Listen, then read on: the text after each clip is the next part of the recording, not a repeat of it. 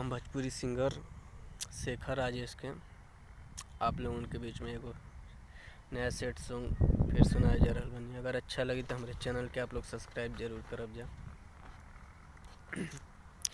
जेतना रोहतारू हमके जगावे खातिर, जेतना रोहतारू हमके जगावे खातिर, काशी तनिका सरोल हो तू पावे खातिर, काशी तनिका सरोल हो तू पावे खातिर।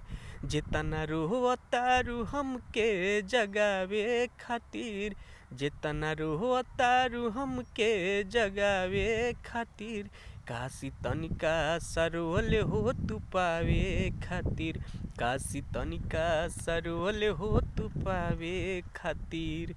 प्यार कैनी उमर भर निभावे खातिर, प्यार कैनी उमर भर निभावे खातिर, काशी तनिका सरोल हो तू पावे खातिर, काशी तनिका सरोल हो तू पावे खातिर।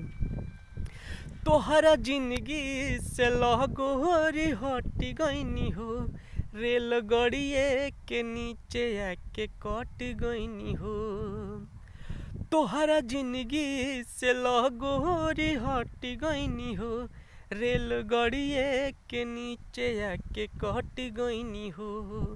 अब का रोहतारू हमके बचावे खातिर, अब का रोहतारू हमके बचावे खातिर, काशी तनिका सरोल हो तू पावे खातिर, काशी तनिका सरोल हो तू पावे खातिर।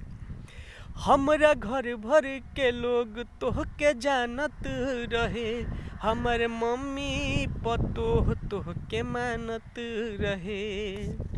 हमरा घर भर के लोग तोहके जानत रहे, हमर मम्मी पतोह तोहके मानत रहे। अब कवन मुँह लेके जाइब देखावे खातिर, अब कवन मुँह लेके जाइब देखावे खातिर, काशी तनिका सरोल हो तू पावे खातिर, काशी तनिका सरोल हो तू पावे खातिर, काशी तनिका सरोल हो तू पावे खातिर, काशी तनिका सरोल हो तू पावे खातिर।